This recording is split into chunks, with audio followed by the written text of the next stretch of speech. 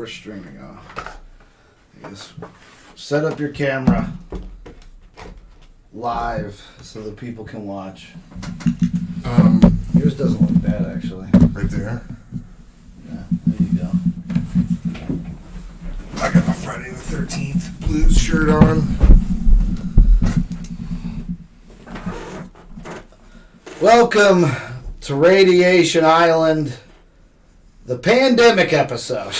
It's over, man. It's sweeping the nation. For blood or Charmin. I just came here to kill you and take your toilet paper, honestly. Yeah, I mean... Keep the dude wipes. That shows you, in my mind, that shows you how stupid people are. That, like, some dumb people will buy a bunch of toilet paper, and then even dumber people are like, well, that guy knows something. Like, we gotta. Well, it wasn't. I mean, it wasn't just that. I mean, you could see it boiling up all week. I went and bought toilet paper last week because I saw the first sort of signs were in, like in cities where it was, high population density where these things kind of boil up first. And I thought, I just went to go and check out and see if it was hitting here first, and I needed toilet paper anyway, so I got some. Did you get a cart full? No, I didn't get a cart full. I just bought a normal amount. I just bought a regular amount. What's a normal amount for me? Finger household? Just 86 rolls. Like 12. Because you don't want to have to keep. It's a cliche. Like the worst part about buying groceries is a big old thing of toilet paper. This is where it's all going. So and I also I buy my toilet paper at Family Dollar because I like to support my local families. Yeah, I don't even understand what that is. Like Family Dollar, which is families. And again, it's for the devil. Homeless people. I've got family. I've got $1. It's like God's talking to me. Well, they do have probably the lowest price laundry detergent next to Target. Really? Because I won't go to Walmart. Screw Walmart. I'm not shopping. See, I'm a Costco shopper, but I mean, you can see over there. I buy stuff in bulk that I know I'm gonna need. Because I don't like going to the store all the time. So when I buy body wash, you're just a natural, I buy 4 things. You're just a natural prepper. Toothpaste, I buy 4 things. You have to do that because you live out here where... Laundry detergent? You live in urban sprawl. Laundry detergent, I buy on a yearly basis. Costco sells these jugs called, Ultra Clean, no dyes, no perfumes. It's I think regularly it's $15.99. I wait till there's a sale for, it's $3, $4 off, 3 limit. I buy 3 of them, and it literally lasts me the entire year. And I wash a lot of fucking clothes, especially in wintertime when I'm working and I'm wearing layers, because I get shit that burns through different layers. I give... You got 2 sets of coveralls on. I've got, and then, the coveralls and all my jackets, that's just a loaded You're like stuff. an Amish person. You do everything and then... half again. What are you talking about? Because you're so hardcore. I am hardcore, man. You got layers on. You're burning your clothes off. Dude. I gotta wash the fire off of my skin. I'm an iron worker. Yeah. I really, honestly, I buy it as, I try to get a good deal on it, but I'm a single dude, so I got laundry. I gotta do laundry all the time. You run out of toilet paper, you look in the waste can, you see something you blew your nose on, you just fucking take care of it. Sometimes you gotta make a judgment like that. Pam actually... Or, fortunately, I got the shower right there, so... Pam had a joke, I forget what... It's a true thing that if you have, cold sores or something, and you blow your nose, and then you wipe it with that, you can transfer that form of ass sores to your ass, and get ass herpes. Man. I don't know exactly. I don't need to get any more paranoid about herpes than I am, so... Well... I don't have herpes in my mouth, so I definitely don't want to... ass and mouth herpes at the same time would just really lower quality of life. You have nobody to blame but yourself. No, I don't know. There's a chain of blame there. There's a chain of blame? It's there's a sphere of blame for that. You can't... Gotta be prepared, man. Ruby red, baby. Clean those kidneys. No toilet paper. No ocean spray left. You're just gonna be up here. What I found surprising about this, and the several women that That's just a very prep, like, everything in bulk, babe. It was on sale, $1. Good old Walmart. Not everyone, but a lot of women that I've talked to are just like, I don't see what the big deal is. Like, I just take a shit and then I get into the shower. Like, I'm like, I do that too, but okay. I use toilet paper in between there. It's just like a preparation. See, I don't really want to go into the shower. It's a lot of butthole conversations. And have like, well, dude, that's what the world... Okay, so first of all, I want to back this up and say, the one good thing that's coming out of this is you never have to listen to some conservative blowhard go on and on about what's going to unravel society, because it wasn't embryos, it wasn't gay sex like they said, it wasn't drugs, we're doing just fine. It was motherfucking toilet paper. It was bat soup that caused the virus. Bat soup that made us use toilet paper. Fuck you, Batman. And now we're not going to have any trees. No shit. That was already an issue before this all happened. Was like a large percentage of the virgin pulp that comes out of Canada all comes down here to make toilet paper in the U.S. because we don't like flat, like thin ply toilet paper. We want really soft, billowy. Those bears. The bears. I'm actually, I think the single ply toilet paper has its kind of function. It doesn't bother me. I mean, I'll use it. You can like do things with it, bunch it up where you can't. Like if you bunch up Charmin, man, your fucking toilet's gonna throw up on you. There's so much goddamn toilet paper there. Well, you got to be really judicious with that thicker toilet paper, otherwise. One of the worst experiences you can have is if you're on a job site and they just clean the porta potties, and you think, great, I can go in there and drop a nice clean load. Oh. You can't, because the distance between that blue shit and your asshole is greater now than when there's stuff in there. So the kerplunk creates a ripple effect. So you got to make a landing pad, otherwise you'll walk out of there with fucking a blue nutsack. Because it comes back up on you. It's like the thing. Yeah, I'm pretty much trained myself to deuce right after I get out of bed. Then I shower, so that's all. Sure, that's all tied together. No, there's you no have sometimes. A wild weekend during the week. You're like, oh, let's go have some White Castle. Next thing you know, you're on top of a building, lifting some heavy steel. Oh, then you got at some 9:30. Got some heavy steel coming out Finally, of the other that end. coffee's worked through your veins. Got that. Your body wants to do what your body wants to do. Reacting to your body is a lot like riding a missile. Like, you can guide it a certain amount, but eventually it's going to hit that target. Oh, I know. Fortunately, I work alone in the field, so I don't. I got a lot of freedom. I'm not tied to a building, welding it together, making sure I don't spill any jet fuel on it.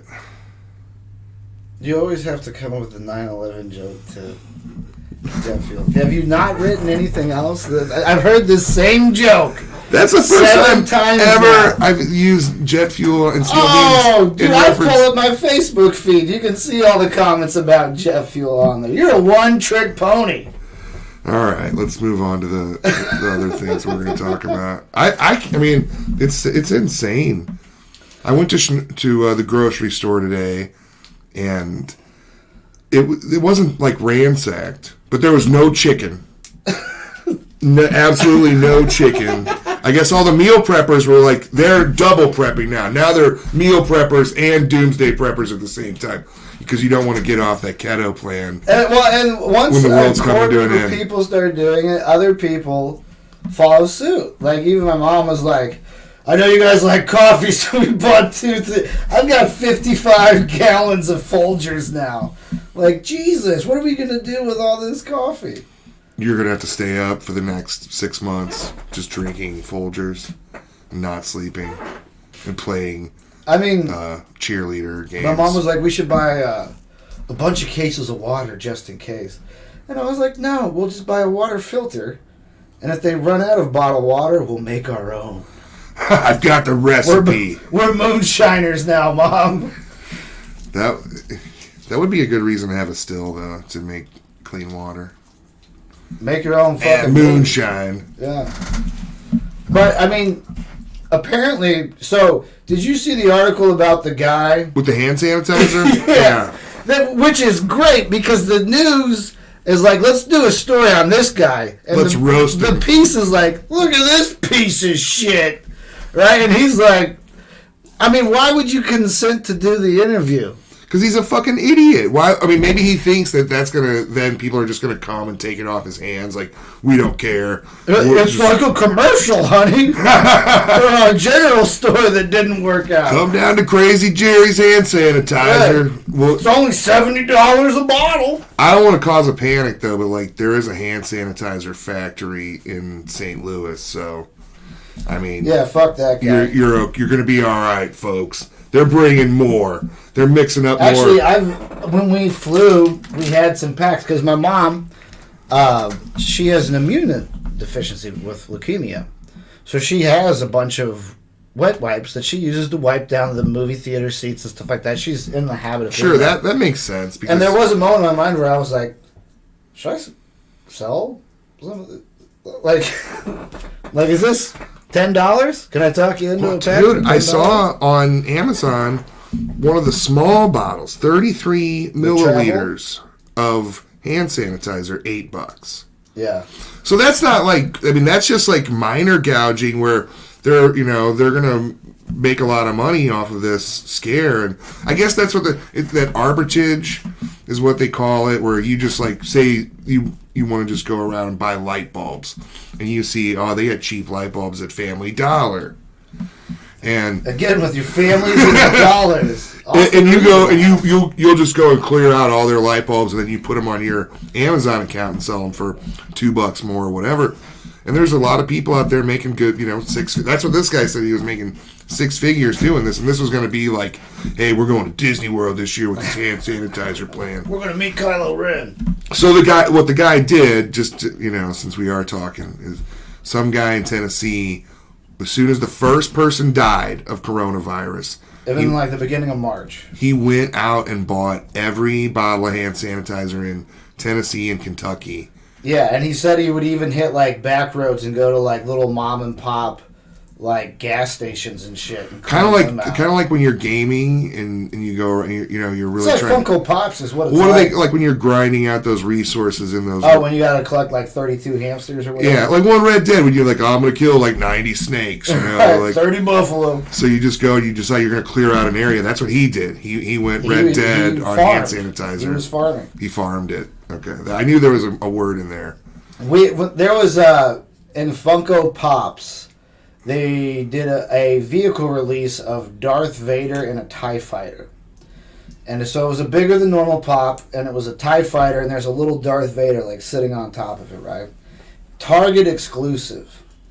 Me and my cousin's husband went around the area buying this up, because each store got like 3, right? So I think it was like $25. And they were listing online at like 70, 65, right? So we did a toy show, one that we're going to be going to in May. And if there is a May. Yeah, really. And what's funny is he at this toy show, he's got like 3 big tables. And it's right by the doorway when you walk in. And I was at what turned out to be the very end with one little table. And as everyone's setting up, I set my stuff up, and then I kind of walk around and see what everyone's got. And I saw a lot of people are trying to sell these for like $50, $55, these Darth Vaders. And I was like, I'm going to do $45. So I'll basically 75% profit markup on these, right? You win trading places on them. And so everybody would walk through the toy show, and I'd be like the last stop, and then I would be the cheapest. And me and him, we each had like 6 or 7 of these apiece, like some serious money invested. I sold off all of mine, and he got fucked and was stuck with it. He still has like 6 to this day. They did a restock where they get new shipments in, and then it's not as rare anymore. Now that thing goes for like $8. Boy, the toy market. But I mean, it's literally the same thing. But it's gross. Because here's how you make money off of toys. You do it one of 2 ways. Well, you do it 3 ways, actually. You buy it new, you hold on to it until it's 30 years later, keep it in great condition, then you can sell it for a markup. Number 2, you get into existing things that have already been out, that already have value. You try to find a large collection of them, and then you try to buy them under the market value, but at the same time, you're spending quite a bit of money. So it's like, hey, these are worth $3,000, but I'll give you $2,100 now. And people get kind of like, well, that you're ripping people off. It's like, no, you're not, because you're basically saying, this is what I'll give you for the whole thing right now. Do you want to wash your hands of this right now? It's not like you're stealing them and then leaving a check. You know what I'm saying? Like, people make a decision. Anybody who thinks you're ripping anybody off, it's like, look, the value of something, especially a toy, is what anybody's willing to pay for it. Exactly. Okay? And so that's where you got all these people out here like, I got my whole retirement up in Peeps, or what are Pez dispensers. Not Pez dispensers. What are those little fucking, Beanie Babies? Oh, yeah. So the people with the Beanie Babies, they're worthless now because nobody wants to fucking pay for them. Some of them are still that value. Apparently, I don't know how true that is, because I don't know someone who's willing to buy an elephant beanbag for $2,500. I don't think so, especially not now when you got to spend that money on. But then the third way spray to make the money off the toys is they release certain store exclusives in a limited number, and then you plot out when they're there. You use a website called BrickSeek, and then each one of these with Target, they have a DPCI code, which is basically an item number in their inventory store-wide.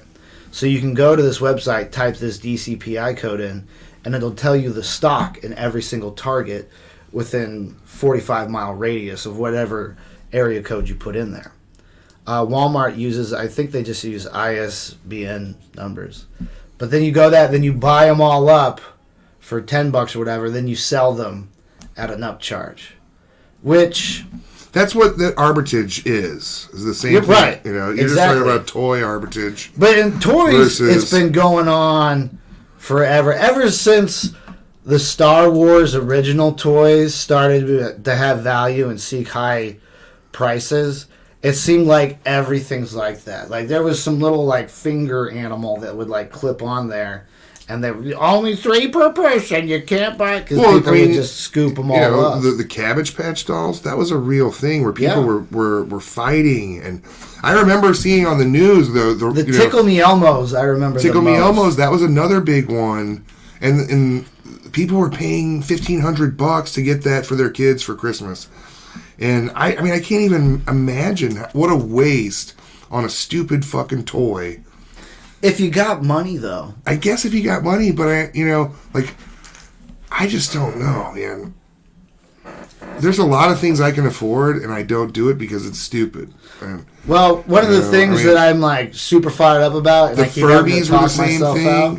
Oh well, you're a toy monkey. 1988 original in package, first release Ninja Turtles. I've been bidding on eBay right now. Realistically, I'm motivated of a good condition one at about $100 a turtle, because they're typically valued at like $150, $165. So I'm thinking like I could get it, and then if I get in a pinch or something, I could make $20 off. Sell them back on the market. Put it back out there. You know what it reminds me of? It reminds me of it was some like stock traders commercial where the guy's at an auction bidding on paintings, and he wins the auction, and the auctioneer's like, "Congratulations, sir, sold for $12,000." And the guy goes, "Thank you. I'd like to put it up for sale." Yeah, right. And then you feel like that. I mean, the way I feel now, I would just clear out of all collectibles.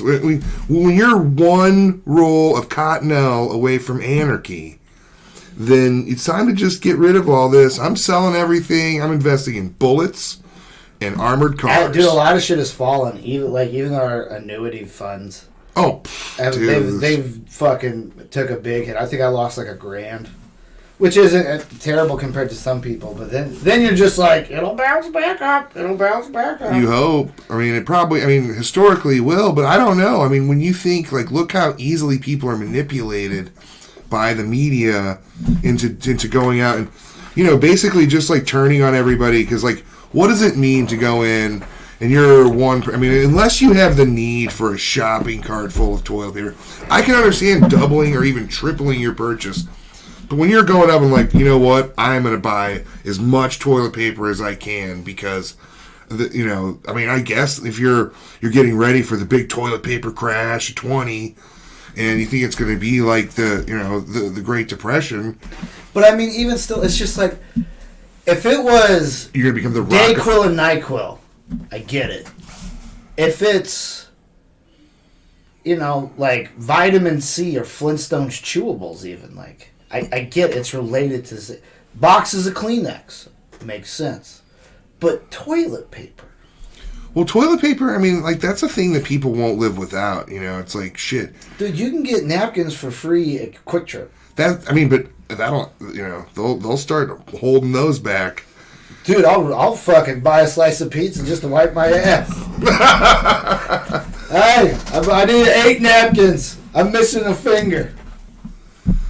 It's not the thing itself, the toilet paper. It's the crazy as soon as people sort of got whiff of there's a little thing that's wrong, that they just sort of turn and start they become animals hoarding. Yeah, I mean, like civilization, Christianity, all that kind of goes to the wayside when you're talking about someone's going to get more than me and I'm going to be left out, so I better just take as much as possible. Yeah.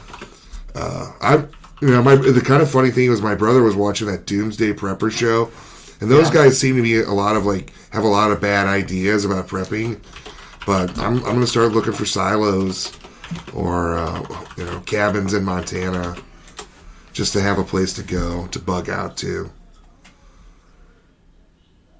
Because there aren't going to be enough squirrels. I mean, what if it's like, oh man, people are all eating squirrels now?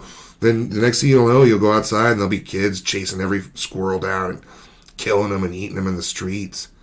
This is from Dark Knight, Heath Ledger's Joker. Yeah. There's this great quote. Their morals, their code, it's a bad joke. Dropped at the first sign of trouble. They're only as good as the world allows them to be. You'll see, I'll show you. When the chips are down, these civilized people, they'll eat each other. See, I'm not a monster. I'm just ahead of the curve. What a great quote for these times. I hope you're not spending too much money on acting lessons. That was not. Dude, Joker. That was not the best reading. Joker's the last prophet after Jesus. Well, that's true.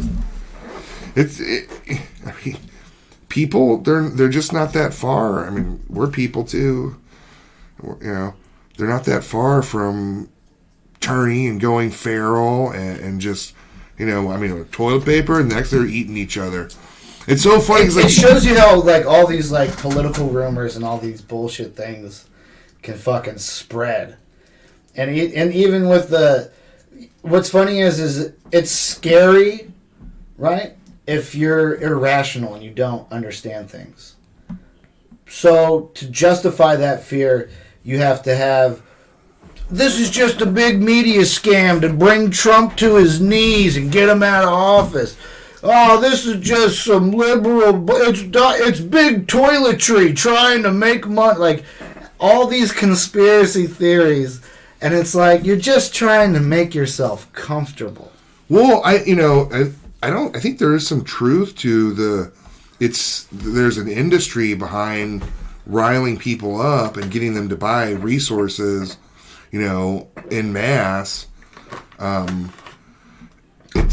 for what though? I mean, think of how much shit it's crashing for money. Not to, like, I'm taking the corona, like, saying that it's not a bad thing, but there does feel like there's something else going on here, especially when you got Russia and Saudi Arabia and this energy battle right now, and here this comes and this puts puts a really big strain on any of those systems because they don't have the capacity to store oil, so they gotta pump it out of the ground and send it to the refinery, and then you gotta burn it, welding buildings together or driving your van around to Walmart to buy more diet crayon apple Shit, juice. you got to dry your granny mobile to make sure the branches aren't falling off a tree. Hey, dude, that granny mobile keeps me safe. The drug dealers are like, what is this granny mobile doing up here? I hope my grandma's Look out, honey. We got a queer on the street. Hey, man. Use the proper pronouns. This is a family show, Steve. I'll get you. Can't use those bad words. But, I don't know. I mean, it seems like this is the first time a flu is, like... That car's awesome! There's been through so much between SARS, swine flu, bird flu. But they're all real things. Fryman had a great joke. He said, it turns out that bird flu, you used to get... You get it from bird to person and person to person. You can't give it from person to bird, which is good, because I know some of you ladies in here have handled a cockatoo. Classic Friday. I love that level of filth. Thanks, Kyle. It's God damn. Thanks. I'm laughing at the Fry Man. I can't think anymore. Fry Man. Hey, he's here. He's here with us. Dude, my favorite Fry Man joke was he was like, I was at the psychiatrist, and I'm still laughing at that. she says, have you ever thought about killing yourself? He said once, but then I saw a guy that looked like me. I shot his ass instead. It worked. I felt better. Yeah, that was good. That was good. What were we even talking about?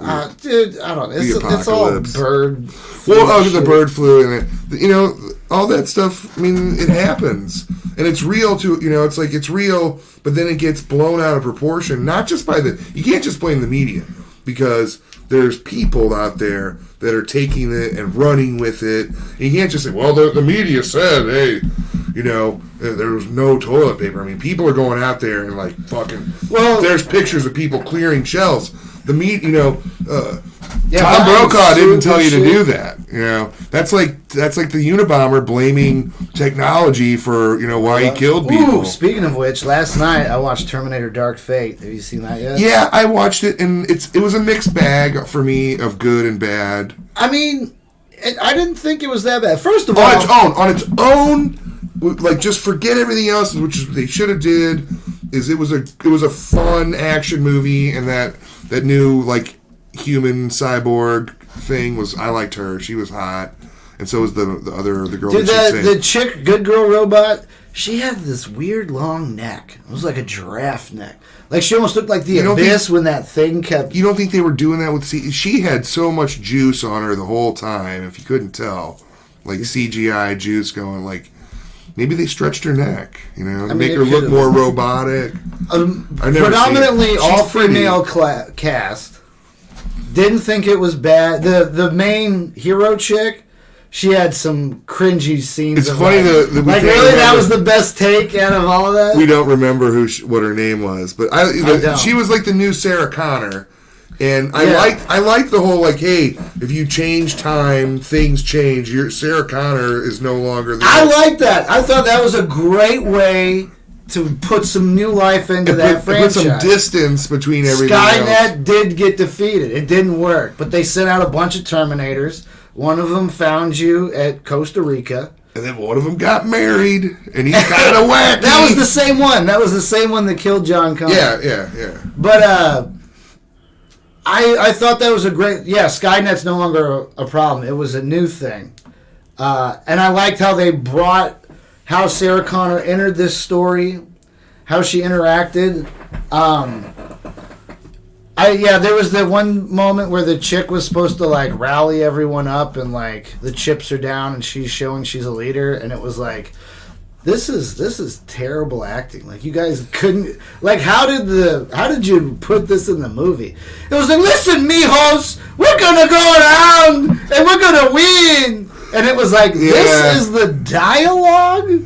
Yeah, that was bad. Honestly, dude, anymore I just that's what I expect. That seems to be what people want like the producers and the casting agents. That's what they want. They seem to be more concerned with the look than actual talent. Yeah. I watch a lot of like Twilight Zone, And the acting in the Twilight Zone is amazing. Yeah. You know, I mean, there's a big Because difference. you had to try. They were actors first, not models. And I'm sure it's just whatever modern sort of acting that they teach out there. That's, she did a good job. And I liked her character. And I thought she was great at conveying the loss of her brother and her dad.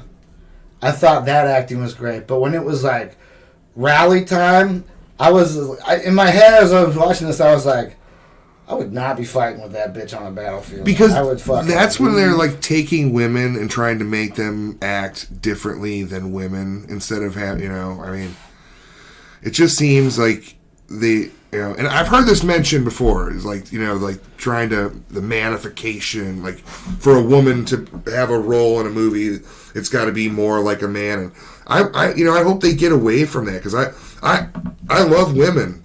And I don't know why it's such a big deal. I don't get, like, well, we can't have, like, I've heard a lot of people bitch about the Endgame scene where all the lady heroes get together and go and help Spider-Man, and it's like, that's all fake. Like, it's fake? Wow, they did that shit all the time in comic books. They'd all gather up and go, they'd all yell their names out. You know all their goddamn names already, but they would do it because it's a comic book. And so, I had that same thought. I was like, really? On the battlefield of this level and scale, you're going to have all the girls fucking hanging out, pulling hair, slapping asses? I don't have a problem with that. I mean, what's the best scene in Revenge of the Nerds?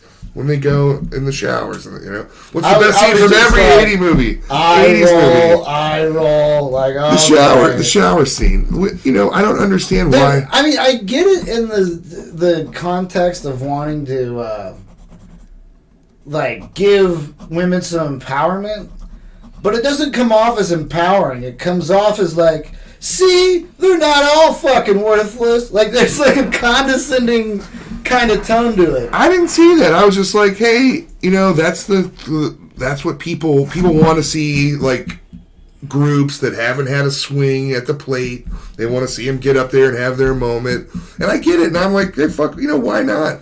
So there's been plenty of other, dipshit dudes who have gotten awards for just sitting there and, being an asshole. So, but I mean, everything I saw in Terminator was bashing it, and I didn't think it was bad. I didn't think it was bad at all. I think it's definitely a farewell to Arnold Schwarzenegger. I don't think so. Skynet's over with.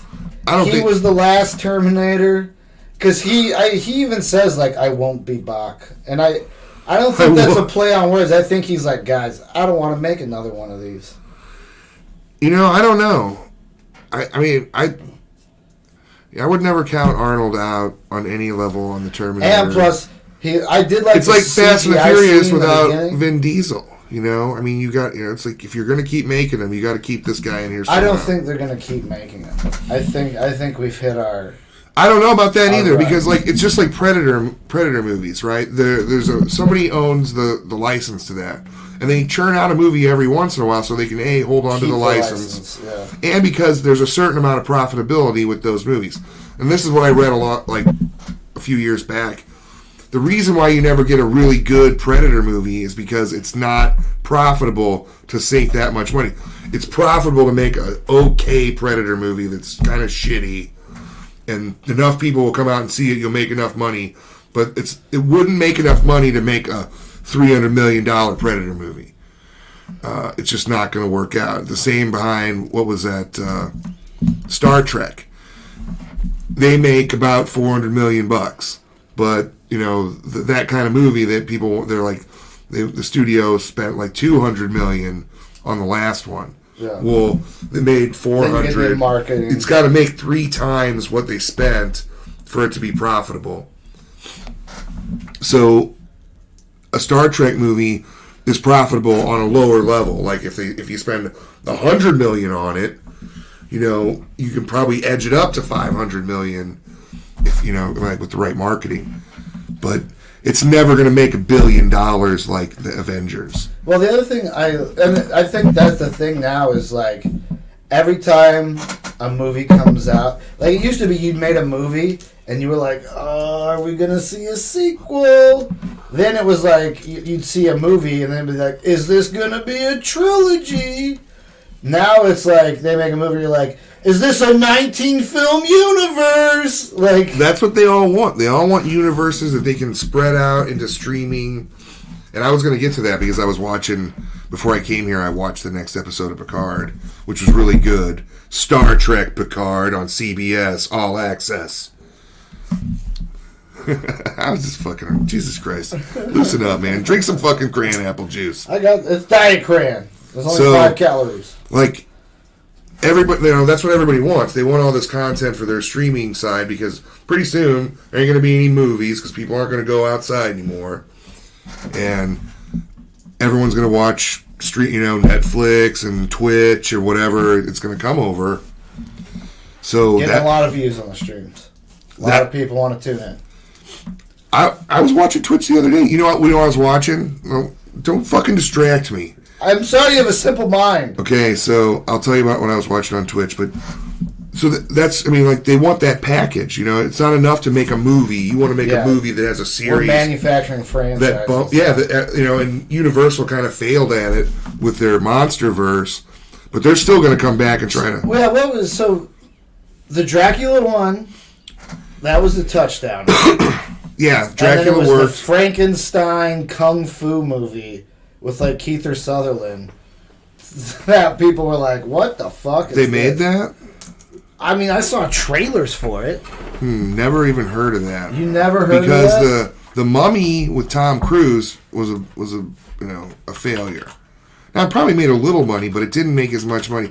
And that's the problem is now, if you have $1 billion movies, the studios, like, if you're not hitting $1 billion, it's kind of like, oh, why did we even make this movie? And that's kind of a problem with those big box offices because, it seems like it's kind of bottlenecking the number of movies that are made and the diversity of the movies. I'm starting to agree with all those Marvel haters, even though I love the movies. Well, one thing Daniel Day-Lewis is right.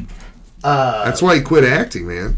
I'll say about what do you call it? The Terminator movie. Yeah. You didn't have all those bullshit classic Hollywood tropes. There was no love story in that. It was just like, these bitches are mad. One of them's a robot. They're going to start killing. I liked her, the way they did the human cyborg. I thought that was better. I'm so sick of, I didn't like the other robot, the Gabriel Luna guy. It was too advanced for you to believe that they could beat it. It was kind of my thing. It was that, but it was just like, it splits into two. Just make a goddamn robot. Yeah, it's like it's a T-1000 and a T-3000 and a motorcycle. There were several times where they were like, "What is that?" She's like, "It's an A342," and it's like, okay, we don't need the model number. Yeah, it was overpowered. It was overpowered, and I didn't like the look, the aesthetic of it. What do you think Terminator Dark Fate got on Rotten Tomatoes? What percentage for critics and users? 45%. For both? Yeah. That's your number? That's my guess. For critics, I bet you it shoots low, like 30, and then for even lower. 20%. For critics, 82% audience. Oh, wow. Well, the audience, because I thought it was an enjoyable movie on its own. And then the Terminator stuff was fine. It didn't bother me. I like how he picked up the glasses and then he set them back down. Like, we're not doing this shit anymore. Oh, Arnold. I just watched a great Arnold movie called Raw Deal from... You remember End of Days? Yeah, that's a good one. Woo! Dude, that's got a dope Eminem song in it before anybody really knew who Eminem was. But Raw Deal is like... Yeah, tell us about Raw Deal. Pure Arnold, where he's basically just fighting people and quipping the entire movie. Every person that he kills gets a quip. Every time he talks to another person, he's trying to land one. But then there's 25% on Rotten Tomatoes. Raw Deal. Raw Deal, yeah. 1986. And then there's this other side where he's like trying to help this hooker out, down on her luck. Is that why the deal's raw? No, he doesn't have set. He's like, I'm just trying to help you. You are a pretty lady, and I will shoot anyone that you don't like. No sex needed. Okay. No, there was no sex, which is kind of good. I don't, I will fuck the maid. I'm not really interested in watching Arnold, have sex with women. That's not why. I just wanted to watch. Wasn't that like a big part of Conan? Yeah, which was cool because it was a witch and it was crazy and it fit into the whole thing. It was a witch and it was crazy. And he threw her in the fire and she turned into like a fireball after that. That was insane. I saw Conan the Barbarian in 1982, so I was 8 years old. My brother and I, somehow we talked my mom into, we went to go see Flash Gordon, and in the line to see Flash Gordon, some other kids were talking about how Conan was way cooler, and we were like, oh, please, we begged her. And it was a rated R movie. A highly rated R. Yeah, and she left, but she just let my brother and I watch it. That's probably part of my problem today, because I got to watch it. You remember the first movie you ever cried in? First movie I ever cried in. Because of I cried in Terminator 2 when I was a little kid, when he gets melted down and he's doing the thumbs up. As a little kid, it was like, he was so cool! Why did this happen? I hate everything. No, I don't think I really cried during movies until adulthood. Were you going to say after Conan you kept trying to light your dates on fire? No. It wasn't I'm not... Turn into a fire. It was just a cool scene, where it's it's a witch. What do you think Conan got? Conan should be 100%. They got a remake on that, didn't they? Yeah, it was not good. Who did that? Jason Momoa. Okay. Jason Moana. Did they not have him talk or something? That guy better be in the sequel to Moana. If they don't have him in there, that's a huge disservice. 66% to the nation, to the Islanders. Man. I wasn't even born yet. When were you born? 84. 84. So 2 years later, Steve, the world. I might have been conceived to Fireball Witch. After Steve. I don't know.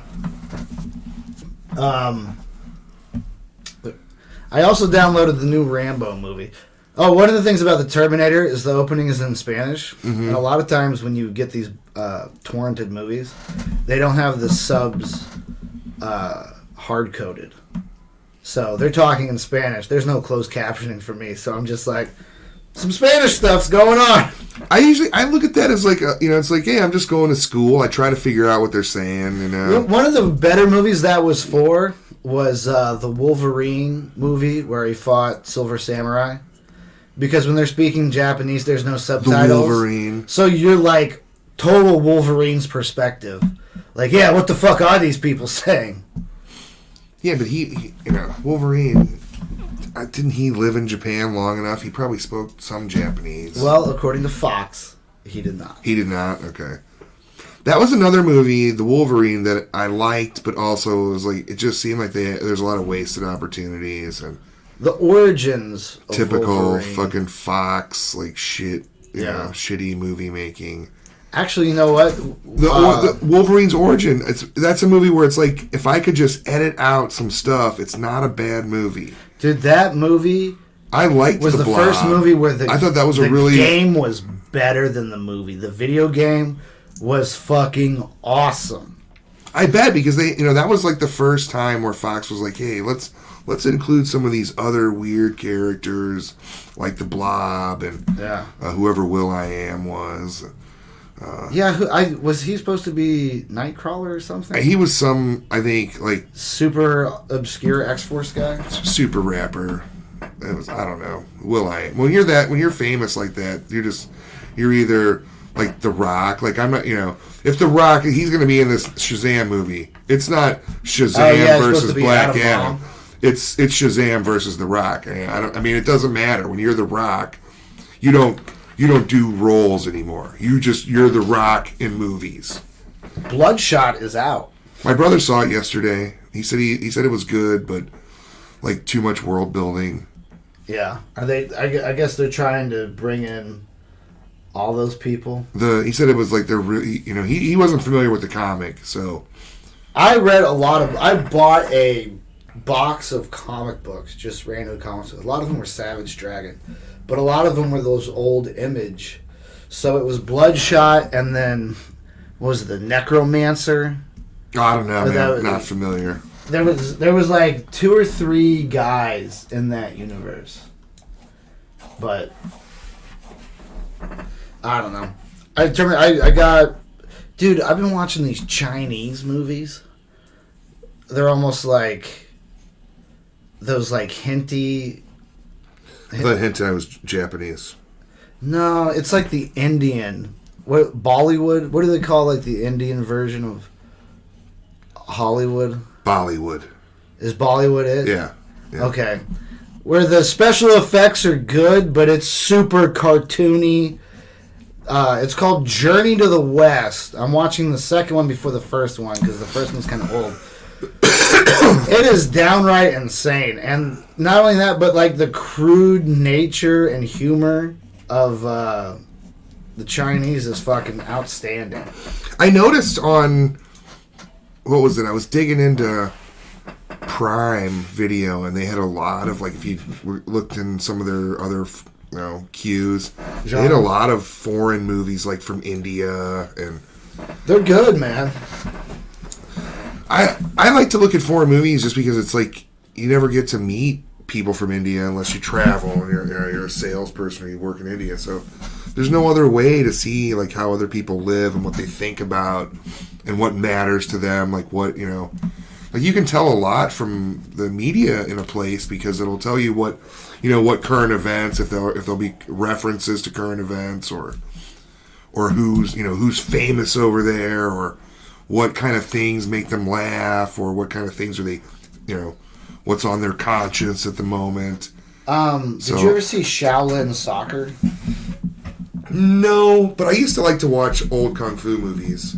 It's weird. It's kind of like an Air Bud with. I'm aware of Shaolin Soccer, but instead of the dog playing soccer, it's the Shaolin, and instead of kung fu guys doing like anime Goku flying around the screen. I never really got into any anime. Like I watched.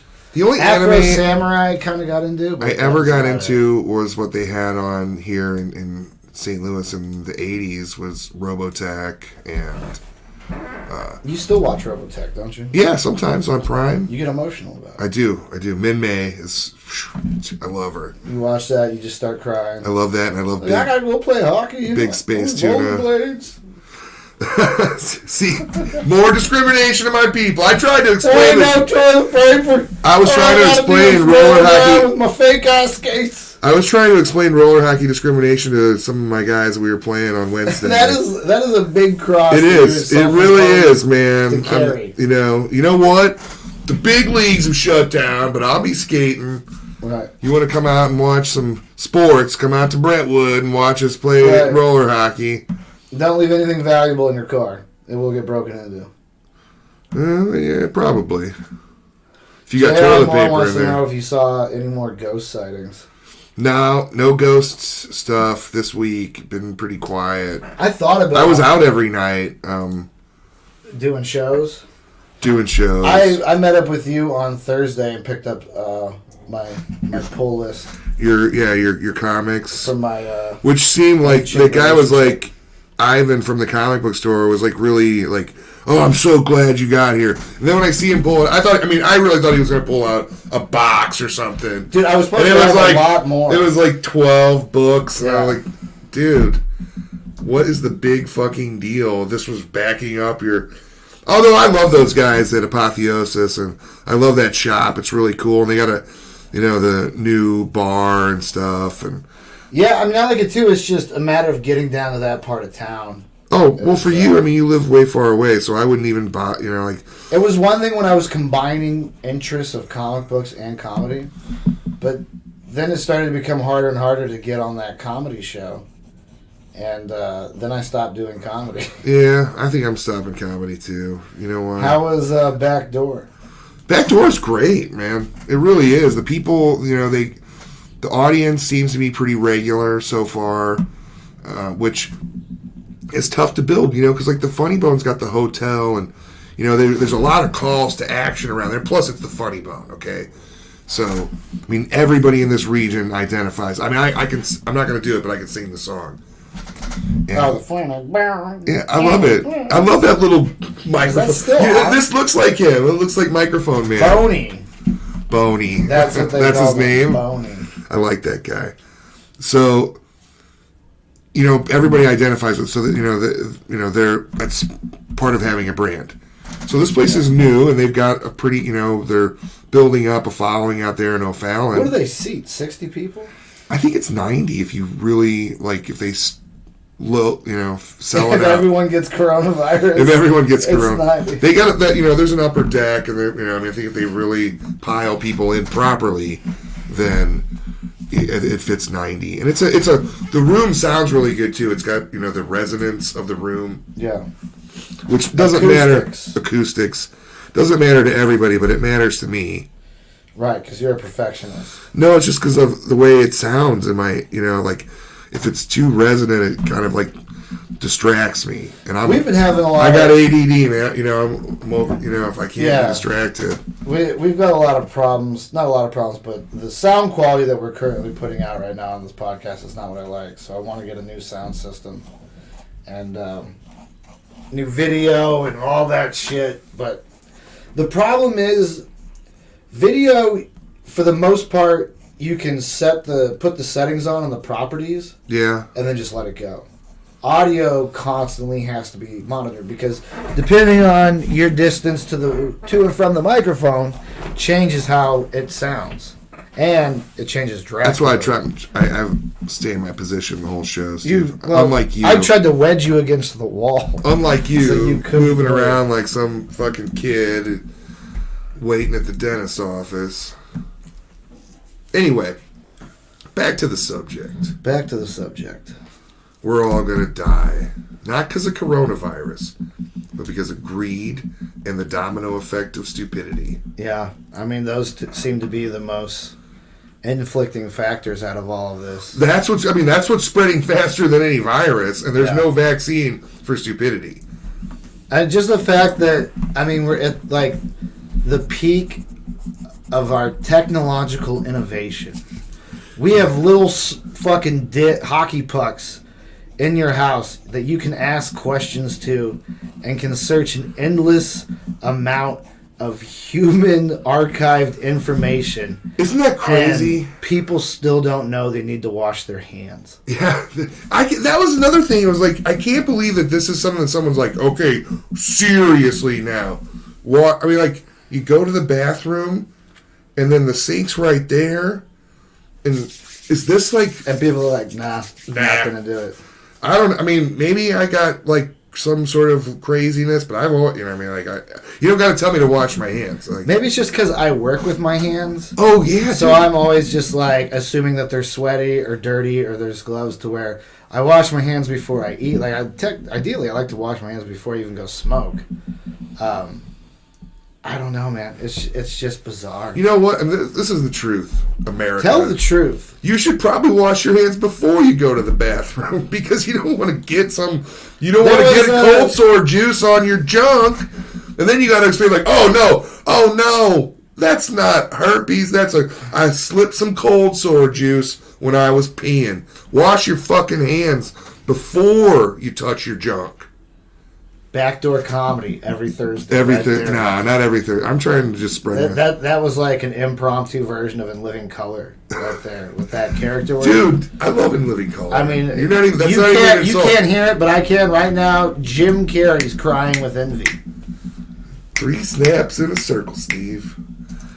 That's not an insult to be said. You're on Living Color. I love In Living. The Fly Girls. Yeah, but that was a good show. That's where Paul had. And you had a bad bit. Yeah, well, they can't all be Ed Grimley.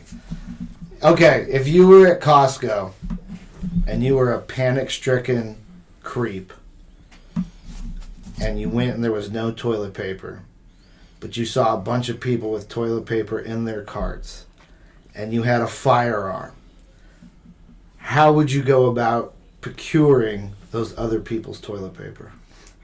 Man, I don't, Act it out, Ron. Act it out. Come on. I probably just looked for the most scary. What would you say? Be in the moment. Be the character. This is what Cape Girardeau wants to see. This is my audition. Andy Smith is in the chat room right now. Give me that motherfucking toilet paper.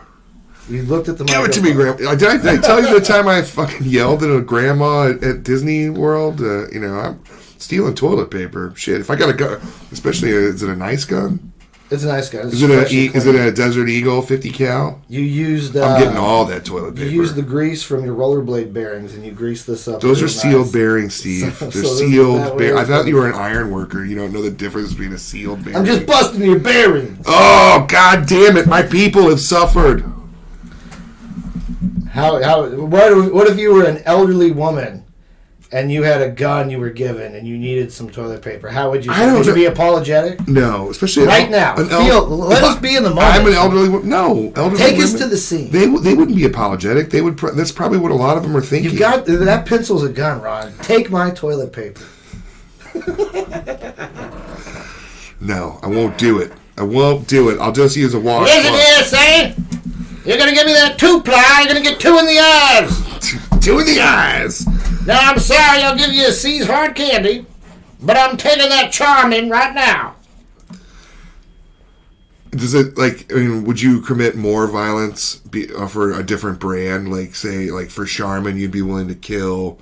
Maybe for, Angel Soft, you would just shoot him in the leg. Here's the thing. For me, regular toilet paper is just step one. I drop a deuce, I toilet paper. Okay. Then... You didn't have to point, but... I have to point, Sean. Sean! Sorry. Ron, Jake, Dan, whatever fake name you're going by. Hey guys, I'm Johnny 2-ply. Johnny. This situation's real shitty, so they called me up. I got it. Everyone's but got no, I use toilet paper first. Now, if it's in the morning time and I'm heading to work, I use my dude butt wipes. Because you got to get every speck of shit out of there. Otherwise, you get out there and you got butt hair. Fumes. And you got some residue. You start sweating. That's going to create a mixture that's going to chap your ass. Literally, chap your ass. An infected butt hair, which is really painful. Yeah, you can get a fucking blown out O-ring real easy. Yeah, I mean, if people have to be told to wash their hands, are they wiping their asses with the toilet paper anyway? What are they? I don't know. That was probably one of the craziest things about this. Instructions on washing your hands. Let me have some cranberry and think it over. Who needs instructions? How long have you been on Earth and you don't know to soap your hands up and get the water and sing happy birthday twice? Well, it's a lot like... you got to have warning signs on laundry detergent not to eat it. You got to have signs at the gas station saying, don't put a lit flame in front of it.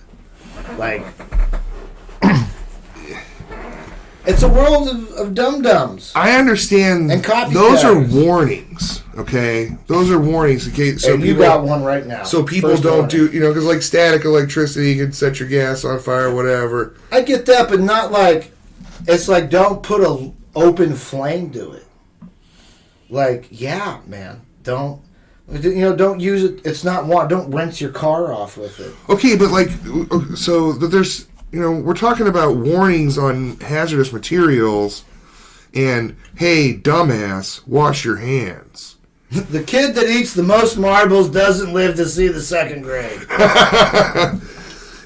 You just gotta think, what do you spend your time doing? People know so much other crap, but they're like, what do I do with my hands after I shit?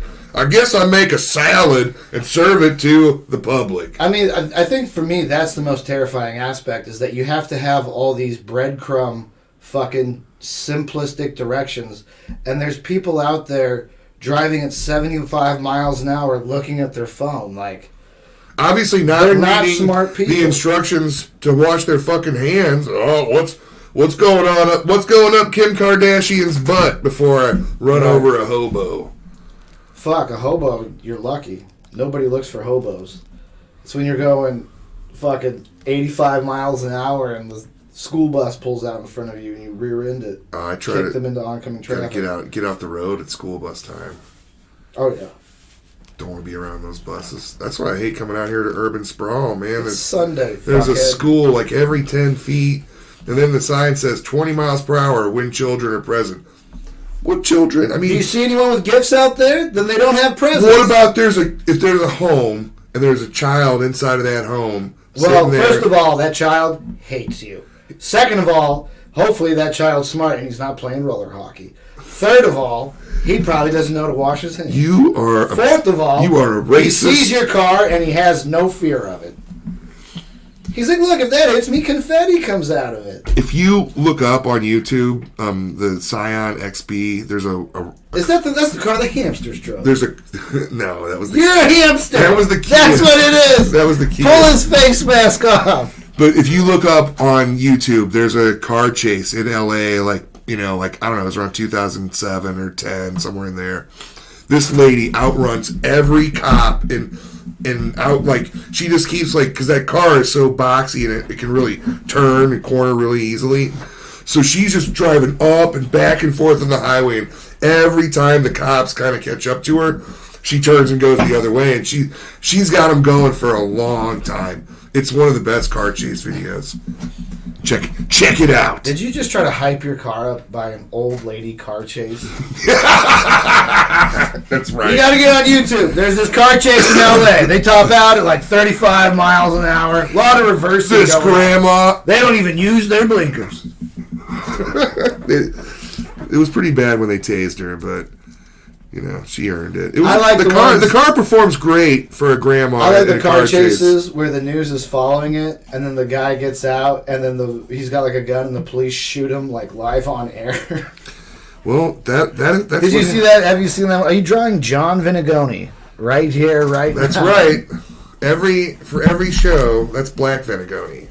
Oh my goodness, Johnny Kynes. Can you? Let's show this. Last time I did that, it keyed out because of the green lines in the paper. Is it showing up? It's Force Ghost Venegoni. I can't. My camera's mirrored, so. Well, I hope he's watching. He lives in New York now.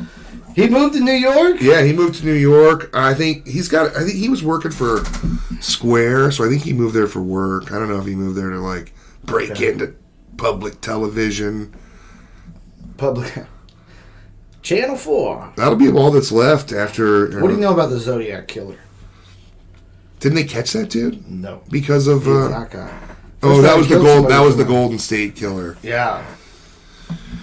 Well, I know it was a pretty good movie with Jake Gyllenhaal and Robert Downey Jr.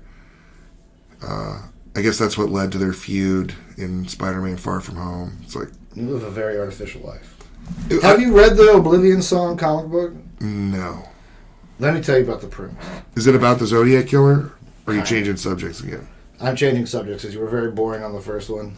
You didn't even give me a chance. You came off with some J.R. Moorish level jokes, and I was like, all right, I got to put it in second gear. Okay, well, let's talk about this other kind. That's verbally, I was in a Scion, and I swung to the left because of my tight turning radius. You fucking love that Scion. At 25 miles an hour. No, all right, so Zodiac Killer. It's weird. He only killed 5 people that he took credit for. But because of his interaction with the media, it became a much bigger thing because he kept sending those coded messages. Ciphers, they're called. Yeah, Now we get manifestos. How boring is that? Take a couple classes and put out a cipher. I like crossword puzzles with my killers. Well, I think that's kind of, is more of the mystery behind it because it didn't kill that many people and... obviously, it doesn't really matter if you killed one person or 2 people. It's still, right, scary. But he had all those, his cryptic messages. And I think when you get somebody that's willing, that can handle killing somebody, because most people don't want to kill another person, and killing another person is a very traumatic thing to them. If you killed a person. You're a normal. You don't know my past, finger. I know enough of it, and I know you, hopefully. But a normal person can't. It's you don't want to kill. It's a traumatic thing.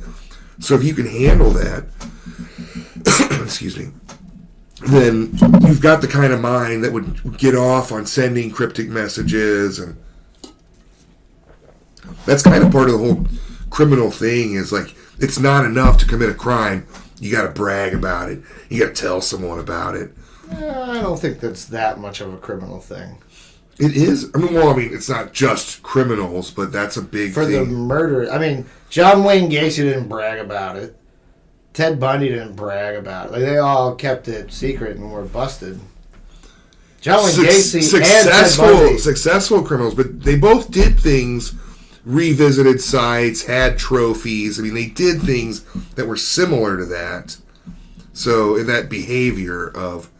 Here's a crazy thought. So, Zodiac Killer, they never found who it was, right? No. No one's ever taken responsibility. And it's weird because, like, the first two victims were at Lovers Lane. They were shot on Lake Herman Road. Next two victims, another couple. Both of them shot, one of them lived. Next two victims tied up at gunpoint and then stabbed. The dude played dead and survived. The woman who got stabbed second fought for her life and fought back, and as a result was stabbed like 3 times as many times as the guy, and she died, right? So it's weird that you have shootings, then stabbings. Typically, killers keep the same MO.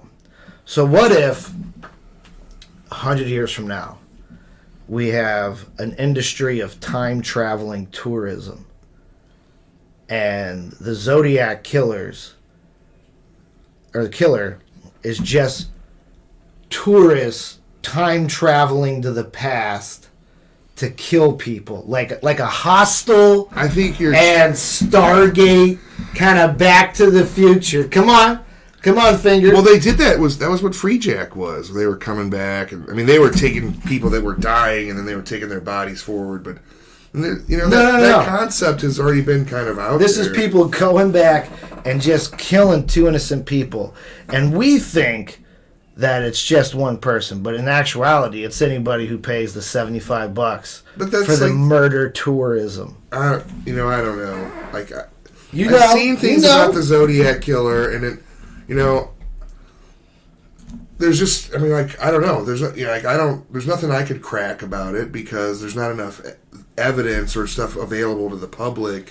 Which is weird because he wrote a bunch of letters. You think handwriting, DNA, and he would take snippets off of like one of his victims' shirt. He shot a taxi cab driver, took a chunk of cloth out, and then cut out little bloody pieces of it and put it in with his letter and sent it along. He's probably just a mentally ill person. My brother used to work for a news, like TV news station, and they would get letters from this one guy who would write all over the envelope, and these rants would go on and on and on, and they would be sent to one anchor or the other about something that they liked about them, but then they would just one thing that they said bothered him. There's just kind of crazy people out there. Dude, so the Zodiac is probably just some really smart lunatic who's probably dead by now, and nobody liked him.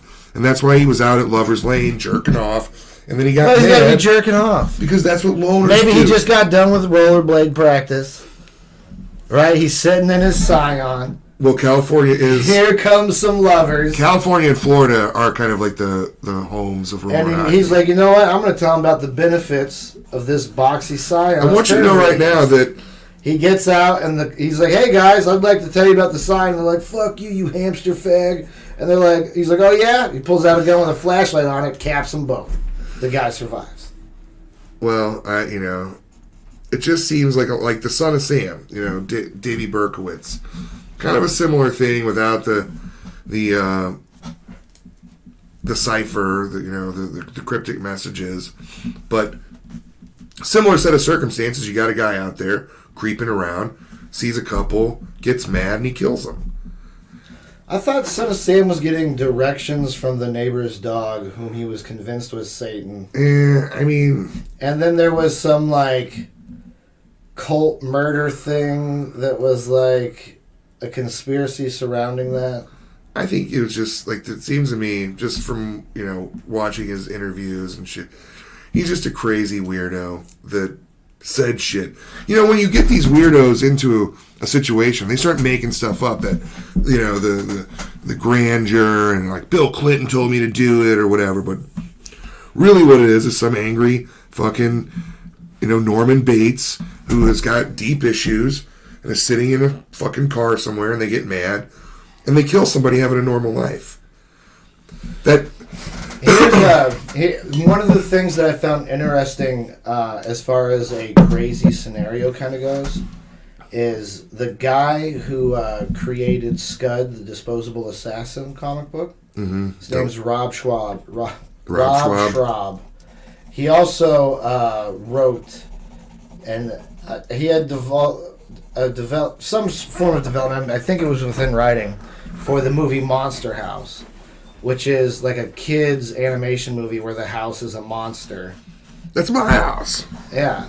Well, some guy started writing him letters saying about how he knew that Rob created this movie as a way to monitor what that guy was doing in his life, and was like calling him out on like, in this scene, like the monster looks over at this flower vase and I have that flower vase next to my TV, so I know you guys have bugs in my house and you've been watching me. Like that level of like super crazy. Well, that's the guy who killed Dimebag Darrell. He was some schizophrenic guy who was like, they're stealing my songs, they're in my dreams, and then he shows up at that bar in Ohio and he kills him. Dimebag Darrell getting killed. Dude, it's terrible. It's terrible that, first of all, that guy was that mentally ill and running around with handguns. Dude, do you remember the news anchors? And there was a lot of people aware of how crazy that dude was, and that he had guns, and they didn't do shit about it. Do you remember the news and now anchor? We don't have Dime. That R.I.P. Dime. And Virginia shot the two newscasters doing the news segment. Yeah. Dude, there was some fucking weird backstory to that. I remember that video because wasn't there a couple of those where a couple of people came up and shot reporters? I don't know. I remember that one though because he just walks right up. She's doing the news and he shoots her. There's two video angles. The camera guy is filming her, and she's focused in on the segment or whatever.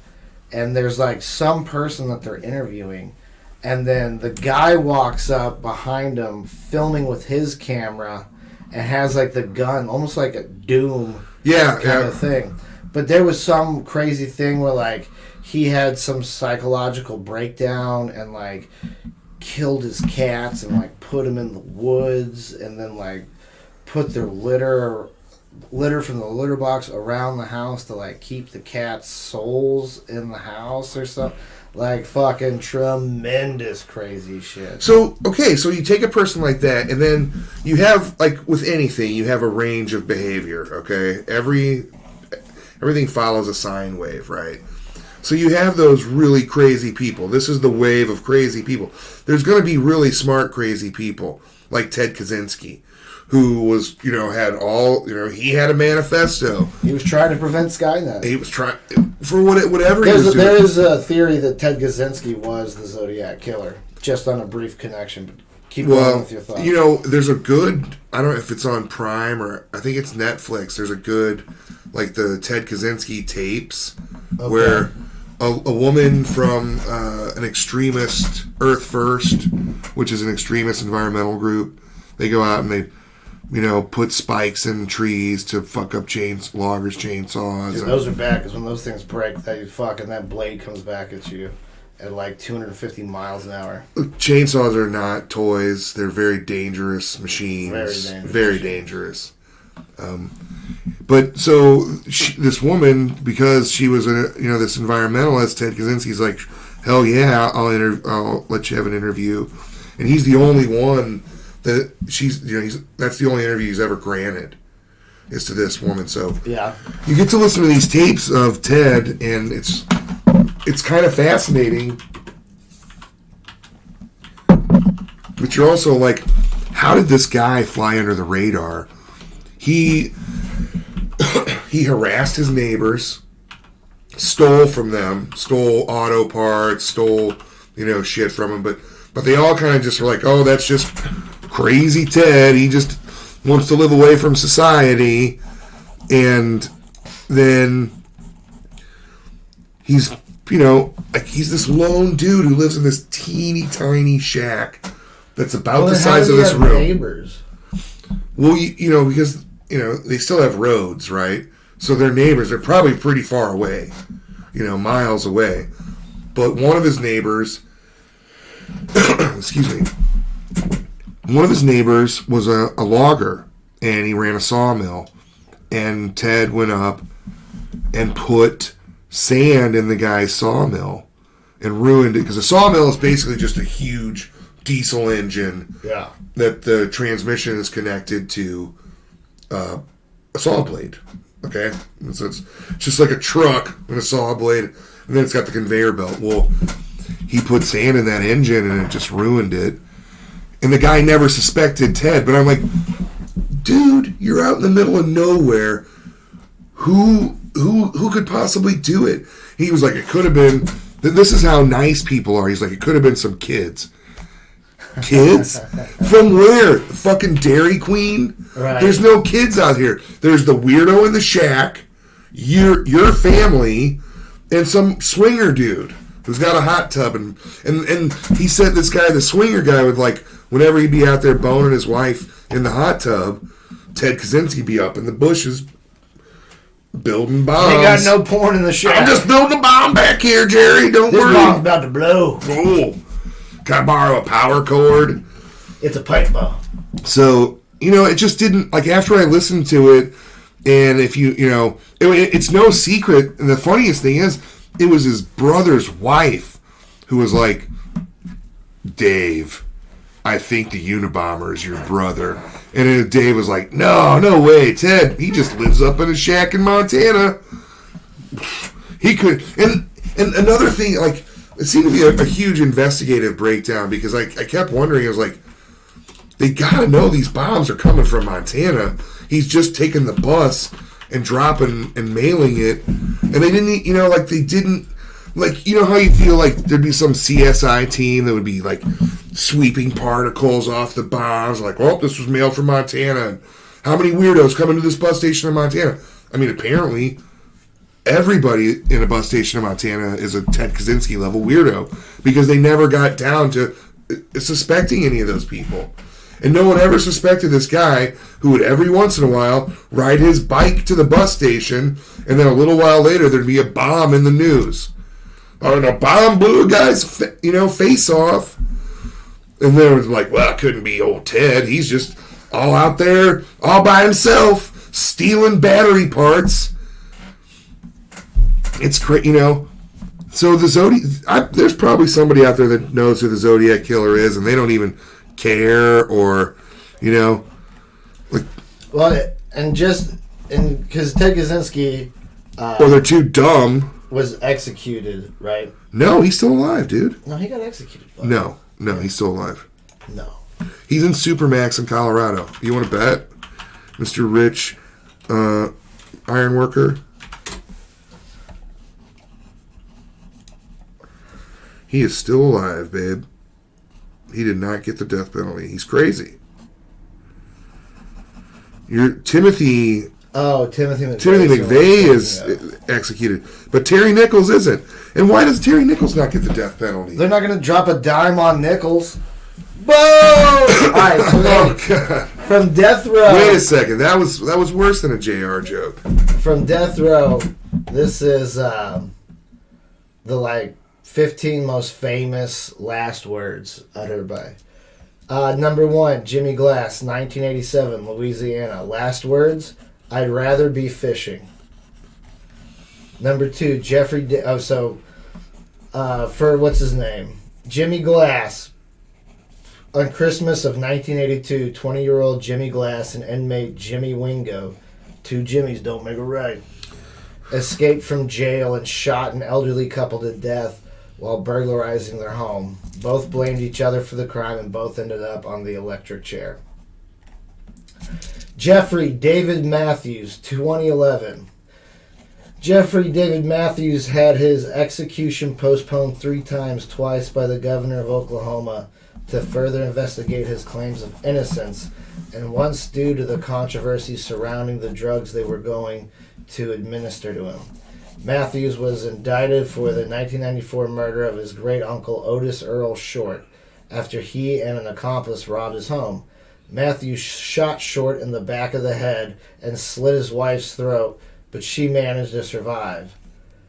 Jeffrey David Matthews' last words: "I think that governor's phone is broke. He hadn't called yet." Sounds like a fucking moron, man. I saw a great article that was about how America is like the only country on earth that like really gives a shit about what an executed person's last meal is. And it's almost like I don't know if it's a right or a legal right, but every prison affords a guy a last meal before they kill him. In other countries, they just kill you. They just shoot you in the head, or throw you in a ditch full of dogs covered in bacon grease. And, in 1928, George appeal. "Well, gentlemen, you are about to see a baked apple." I think the most famous one is one of those. One guy said that it doesn't matter if you're a king or a common street sweeper, everyone dances with the Reaper. Yeah. That's I don't know if that was Richard Ramirez or Robert Charles Towery. "I love my family. Potato, potato, potato." Potato, potato, potato. That, you know, I mean, at least you have something to say. "Hurrah for anarchy. This is the happiest moment of my life." I just always told my, you know, if I, for whatever reason, I would just fight the whole time. I don't give a shit what they said. I'm like, you're going to fucking kill me. I'm going to make you kill me in front of these people. I wouldn't, there's no way. They'd have to dope me up on so much Xanax. And even then, I'd figure out a way to fucking shit on somebody or, you know, bite the guard. I don't care what they, you know, what are they going to do? They're going to kill you? I'm not going out like, okay. Especially if I'm that level of murderer, no way am I just going to go, okie dokie, hey everybody, stay in school, don't do drugs. Alright, electrocute me, Jimmy. Here you go. So, do you remember that movie Monster with Charlize Theron, I think? Oh, yeah. About Eileen Wuornos. Her last words were, "Yes, I would just like to say I'm sailing with the Rock, and I'll be back, like Independence Day with Jesus.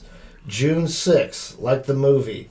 Big mothership and all. I'll be back. I'll be back." Yeah, well, you know, she was a suicide. I mean, like, she kind of, like, chose suicide through the death penalty. That was a terrible story. She was, you know, Eileen Wuornos killed some people, but she was a hooker that was killing people. 7 men, and she claimed they were all out of self-defense. "I'd like to thank my family for loving me and taking care of me, and the rest of the world can kiss my ass." Who's that ugly look? He looks kind of like... That's Johnny Frank Garrett, 1992, Texas. He looks like one of the... Who's that one comic that he looks like? God, I can't remember his name right now. Robert Allen Harris, 1992. "You can be a king or a street sweeper, but everyone dances with the Grim Reaper." Yep. He looks like David Crosby. Robert Allen Harris and his brother Daniel Marcus Harris went to a fast food restaurant and abducted 2 teenage boys. They forced the boys to drive them to an isolated area where Robert shot them. The brothers then used the stolen vehicle to rob a bank. They were discovered shortly afterwards in their home, and Robert was sentenced to the gas chamber while Daniel served 6 years in prison. How does that happen? I mean, you should kill both of them. Although I'm not a huge advocate of the death penalty anymore. I mean, I don't know. Revenge doesn't really seem to solve anything, and that's all it seems to be.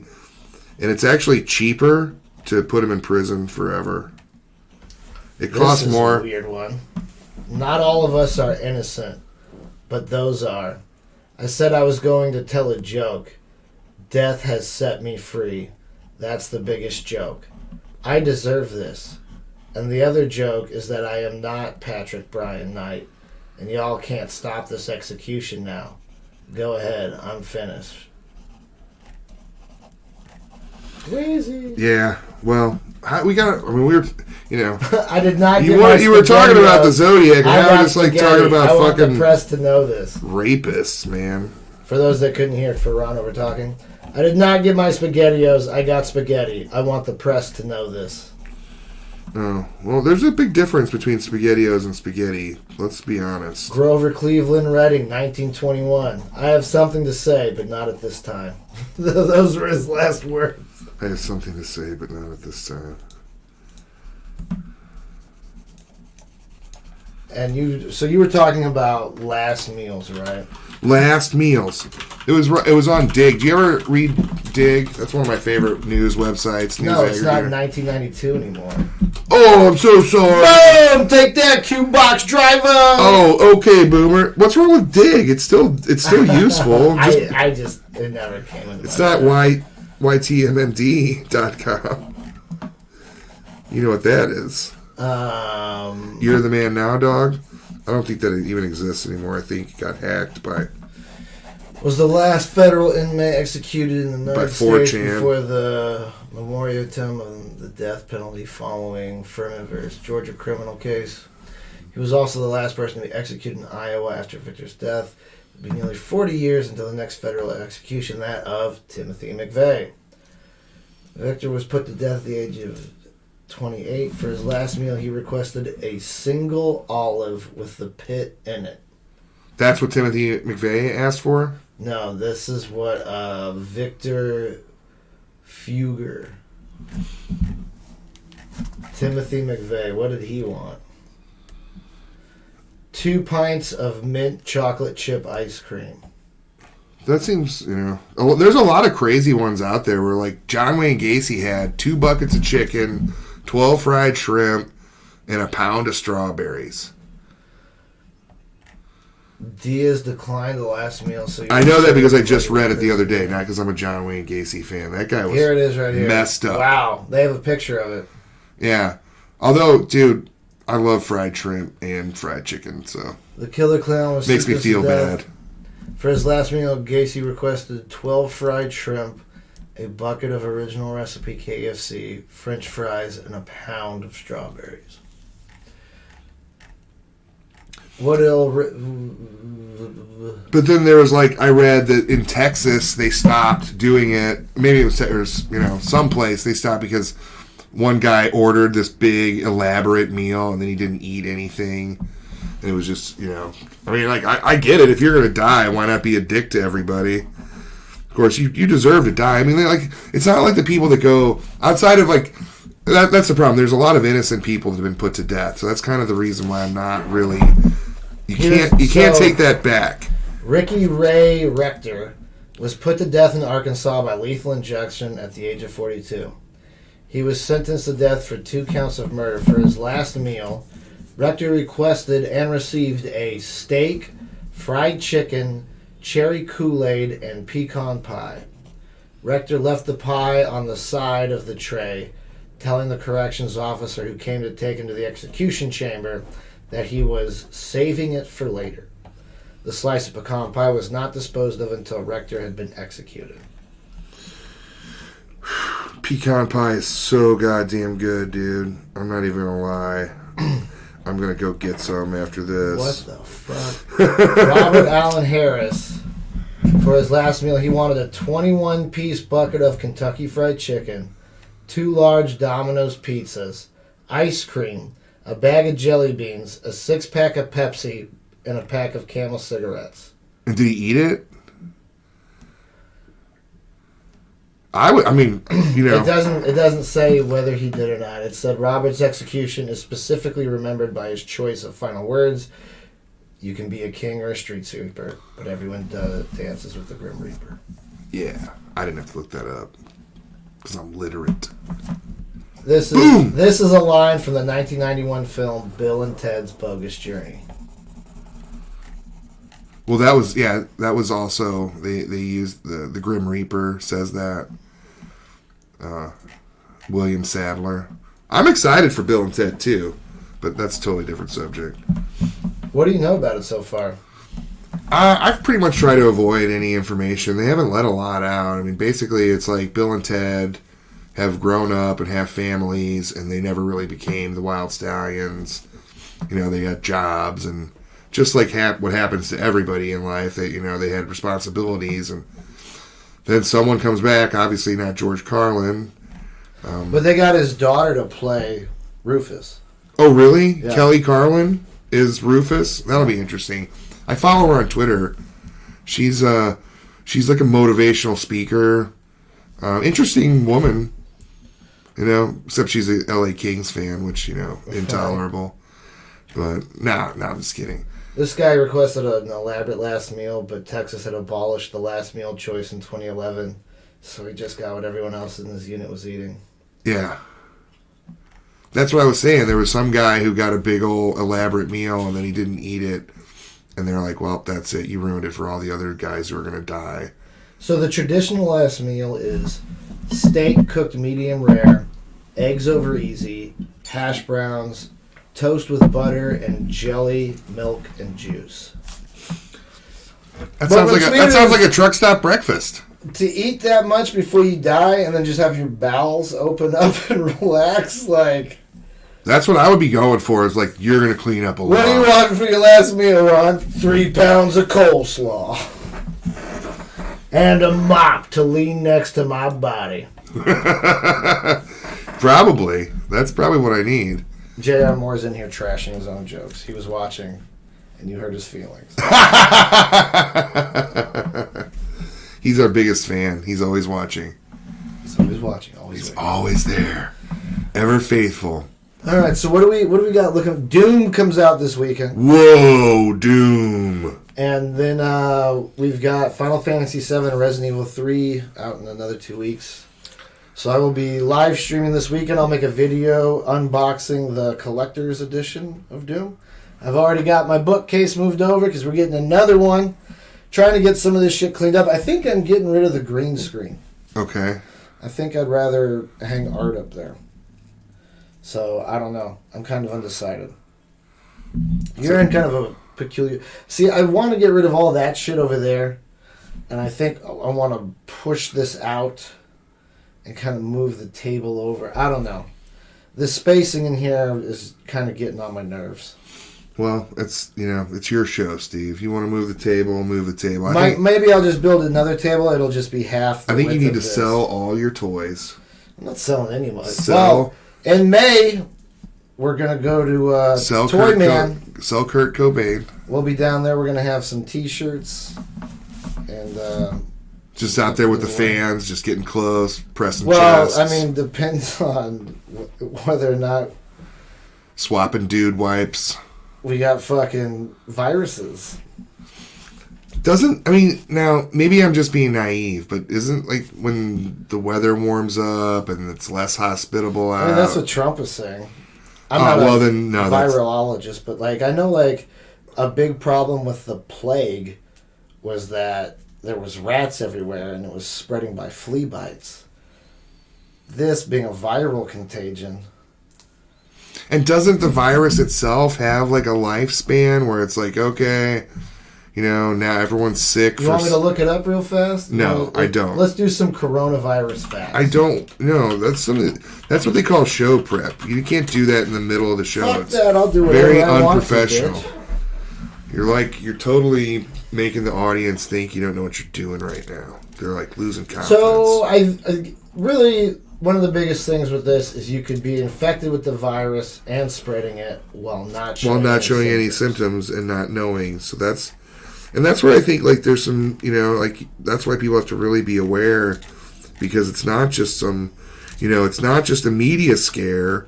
It's You said it was just a media scare. I did not.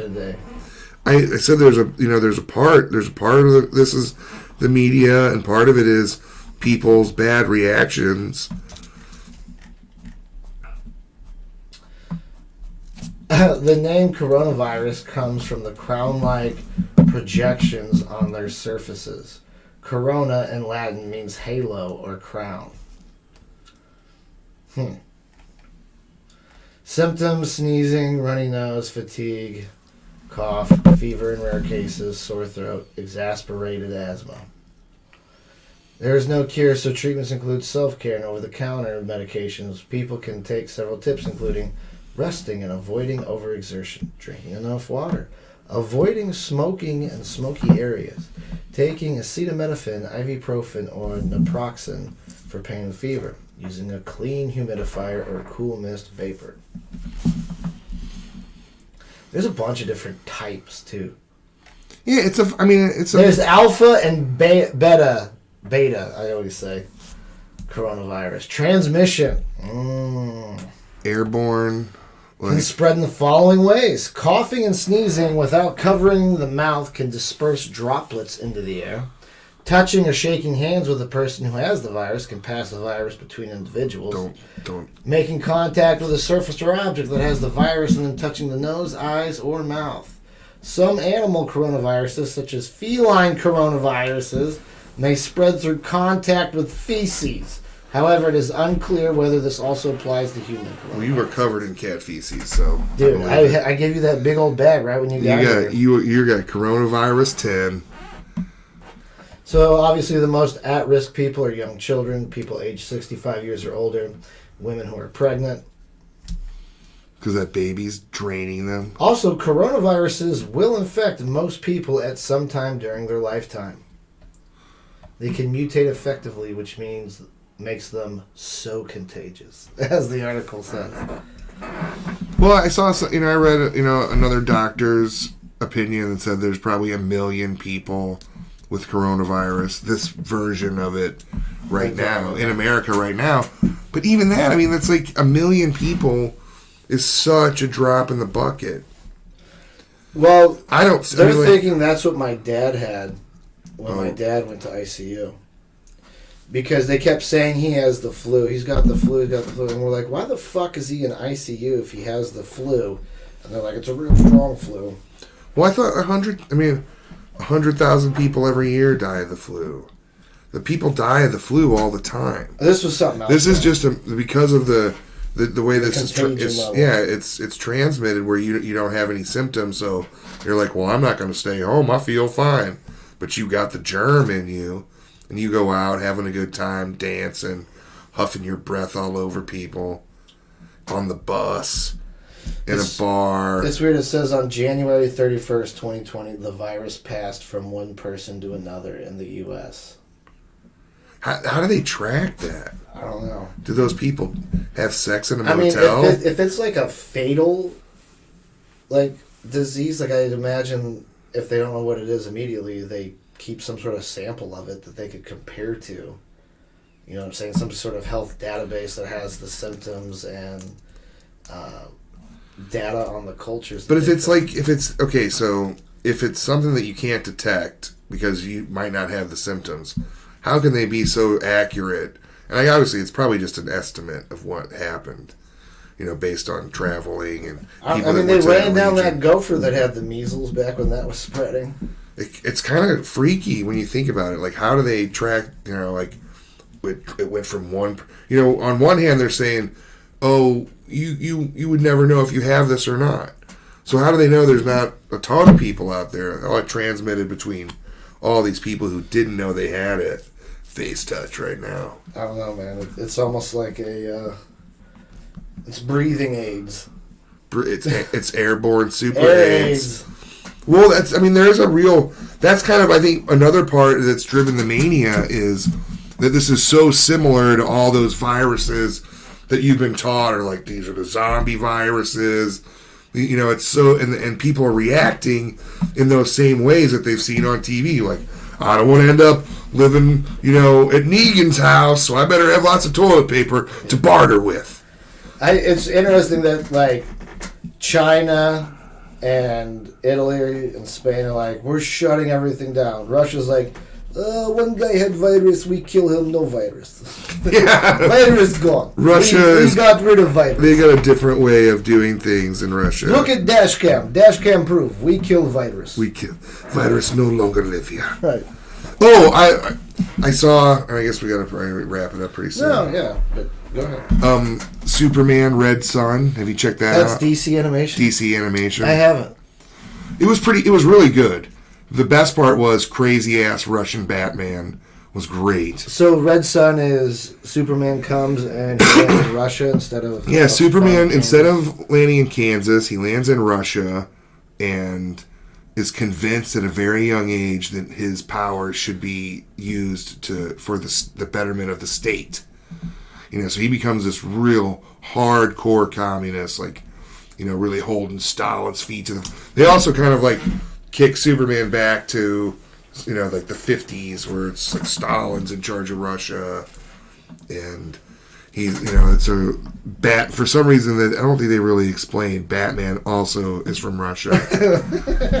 Everyone's just Russian. Everyone's just Russian. Russian. Is it just Superman and Batman? There's no other heroes. Wonder Woman's in it, and it's really cool because Lex Luthor is over in America, and they're like they create like they capture Abin Sur, the Green Lantern alien. Okay. Who comes and gives the ring to Hal Jordan? Yeah.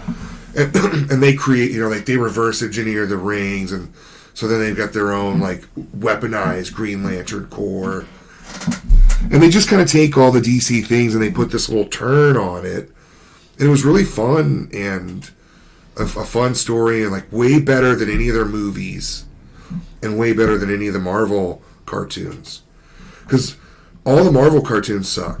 They all seem like kiddie shows. And the Hulk talks. He's like, hey, everybody, I'm the Hulk and I'm angry. Right. And it's just, they're boring and lame. Where the DC animations, they're real interesting and good stories. The one I didn't like is Killing Joke. I thought that one was really bad. I didn't see that one. It's really bad. Especially like, they torture Gordon's daughter and like basically rape her and take all these photos and set up like a tunnel of love with all these rape things, trying to break Commissioner Gordon to show that psychologically, like, any person is one bad day away from acting like the Joker. Yeah, for being a villain. But of course Jim goes through it and he's fine. But then it ends on this awkward conversation with Batman and Joker. And he's like, hey, Bats, you want to hear a joke? 2 inmates are escaping an insane asylum, and they come to a gap in the building. And they say, how do we cross that? And the inmate says, I'll shine my light over there, you walk on the light beam. And the other inmate says, no way. When I'm halfway across, you're going to turn the flashlight off. And then Batman just kind of stands there and he, ha, ha, ha, ha, ha, ha, ha. And they laugh, and then it ends. And you're like, what the fuck? This is like the most dark piece of material they've covered in a long time. I did watch that. And one thing, I didn't like the animation style of that. It was more in the animated series style, wasn't it? It seemed to be more along the lines, like sometimes when they do animation, they'll act, like, it'll just be like cut out pictures and then the backgrounds kind of move. It's like, it's different. I wish I knew what the style was, but I didn't like the animation style, and the voice acting in that one was, I mean, no knock against any of the performers, but I just didn't really get into it. The Superman, All-Star Superman is a good one. Flashpoint, that's a great animation. That's a great cartoon. Better than any of the DC movies they ever came out with. Yeah, the movies. So you wonder, like, how can they make this? How do they have this in their house, and all their movies are trash, except for Shazam and Aquaman were pretty decent, and Wonder Woman. Well, Wonder Woman was great. I didn't see Wonder Woman. I think that's gonna the trailer for Wonder Woman's out, and it looks fucking great. It's so weird how they managed to make such a great movie. You know what else looks great is our next week's guest, Joe Winnig. Oh, will be live in studio. You get to hear about the fight. So there's a lot of stuff with Joe that we're gonna cover. That's gonna be an intense. Joe's a pretty interesting character. I got to see his stand up. Oh, really? Yeah, he did a set at the open mic about a month ago. I don't know, he's just having a good time, making people laugh. One thing about Joe is Joe would get drunk and then forget large portions of his bits. I could always get drunk and then tell my bits, it would just be flat, and now you could tell I was drunk. Joe would skip over like the setup and just say punchlines. Anyway, we'll talk about that next week. Thank you guys for listening. Radiation Island. STLshow.com. Tell your mother.